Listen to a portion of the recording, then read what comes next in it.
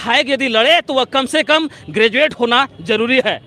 इस तरह का मैट्रिक फेल, इंटर फेल वाला हम लोगों को मंत्री या विधायक नहीं चाहिए। आप गाय पालन कीजिए, सुअर पालन कीजिए, मुर्गी पालन कीजिए।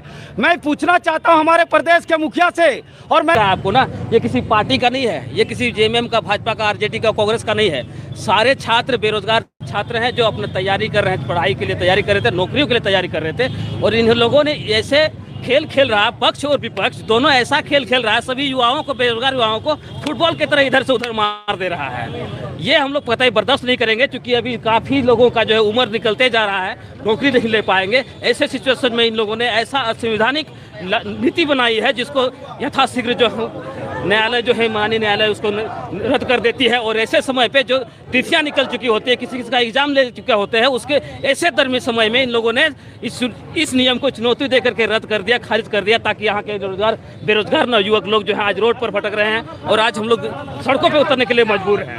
इसलिए आज हम लोग यदि सरकार यदि नहीं मानती है, यदि इसे यथाशीघ्र यदि संशोधन करके यदि नियोजन नीति को यथाशीघ्र यदि लागू नहीं करती है, यदि बेरोजगारों के लिए यदि नौकरियां नहीं निकालती है, वैकेंसी नहीं निकालती है, तो पूरे झारखंड में आग लगेगी, आर्थिक नाकेबंदी होगी। पूरे युवाओं का ये आह्वान है।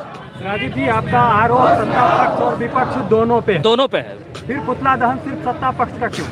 दोनों का ही करते हैं, लेकिन दुर्भाग्य है कि अभी वर्तमान में भी जो सरकार है, हम लोग मुद्दे की लड़ाई लड़ रहे हैं। मैं किसी पार्टी का विशेष नहीं है, यहाँ पे कोई भी छात्र एक भी आपका किसी पार्टी से नहीं नजर आएगा। सब नवयुवक है, जो बेरोजगार युवक है, किसी पार्टी विशेष का नहीं है। इसलिए मैं साफ साफ शब्दों पे कहूँगा, जो सत्ता पर है उसका भी सरासर गलती उसी का है।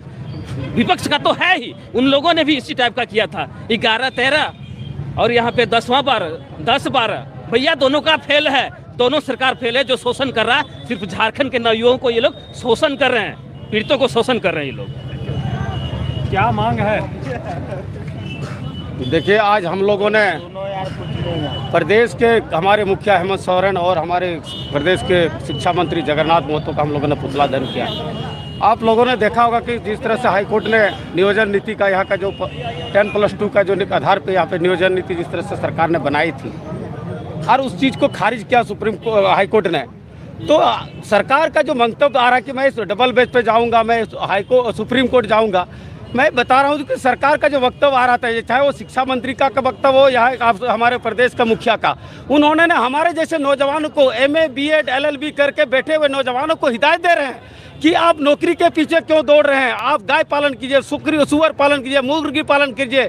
मैं पूछना चाहता हूं हमारे प्रदेश के मुखिया से, और मैं उस शिक्षा मंत्री से पूछना चाहता हूं, क्या आपने नियोजन नीति जब आपने बना रहा था, क्या उन लोगों से गाय बगाल करने वाला आपका सेक्रेटरी और सुअर पालने वाला मुख्यमंत्री का सलाहकार लोगों ने ड्राफ्टिंग किया था, जो आपका नियोजन नीति हाईकोर्ट ने रद्द किया? इसीलिए आज हम लोगों ने उसका पुतला दहन कर दिया। सरकार यथाशीघ्र इसी सत्र, आज जो सत्र चालू हो रहा है, इसी सत्र के दरमियान इस नियोजन नीति को संशोधित करके 18 वैकेंसी को जिस तरह उन्हें रद्द किया गया है, और सरकार ने हाईकोर्ट को चुनौती दी, अरे भैया आपके जैसा अनपढ़ लोग नहीं बैठे हुए हैं कुर्सी पे, सत्ता पे आप लोग जितने जो मैट्रिक लोग बैठे हुए हैं, मैट्रिक पास करके आप बैठे, वो लोग ग्रेजुएट और नियम कानून के तहत हाईकोर्ट में बैठे हुए हैं, तब जाकर के आज आपका खारिज किया गया। आप उनको चुनौती दे रहे हैं। आज का आपका ना गलती आप जनता पे थोप रहे हैं, इससे बड़ा गलती कौन हो सकता है? इसलिए आज हम लोगों ने पुतला दहन किया। अगर 23 तारीख तक सरकार इस नियोजन नीति को संशोधित करके दोबारा झारखंड प्रदेश के नौजवानों के लिए नौकरी या अगर बहाल नहीं करती है, तो हम लोग 24 तारीख को आर्थिक नाकाबंदी के लिए बाध्य हो जाएंगे, और इसके जिम्मेदारी राज्य सरकार होंगे। सबसे पहले भैया और एक चीज़ हम बोलना चाहेंगे, जिस तरह से यहाँ पे शिक्षा मंत्री हम लोग देख पा रहे हैं, ये मैट्रिक पास केवल और केवल, ये कहीं ना कहीं शिक्षा का अभाव है। जिन लोगों ने ढंग से नियम को देखा नहीं और इनको ज्ञान तो है ही नहीं, इसलिए मैं सबसे पहला एक बात को रखना चाहूँगा कि यदि यहाँ पे भी आपका एक छात्रावास का बात नहीं है, पूरे संथाल परगना का स्टूडेंट यहाँ पे मौजूद है। गोड्डा, पाकुड़, साहिबगंज, देवघर, दुमका, जमताड़ा, सभी जिलों से यहाँ पे छात्र, उससे भी 1-2 छात्र हो सकता है बाहर से भी है, और सब पूरे झारखंड वासियों के साथ ये दुखदायी स्थिति है। सभी ने सपना संजोए हुए रखे थे, लेकिन आज सरकार के जो नीति थी वो सपना को चूर चूर कर दिया सरकार ने। विधायक यदि लड़े तो वह कम से कम ग्रेजुएट होना जरूरी है।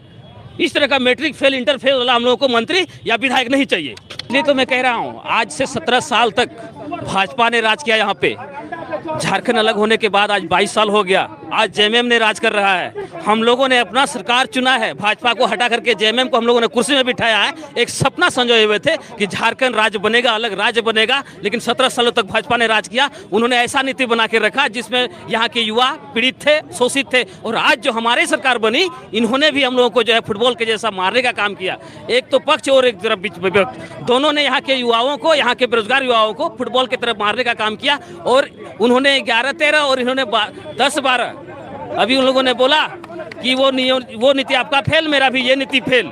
भैया दोनों मिलके जो है यहाँ के युवाओं को, बेरोजगार युवाओं को फुटबॉल की तरफ मारने का काम कर रही है। आज तक इन लोगों ने ऐसा नीति नहीं बना पाई जो यहाँ पे टिक पाए। आज माननीय न्यायालय ने एक झटके में उसका असंवैधानिक नियोजन नीति को उन्होंने तुरंत वहाँ पे रद्द कर दिया। ऐसा नीति बनाए सरकार जो नीति न्यायालय में टिक पाए और जो यहाँ के युवाओं को रोजगार दे पाए, ऐसा नीति सरकार बनाए। इसका हम लोग हिदायत दे रहे हैं।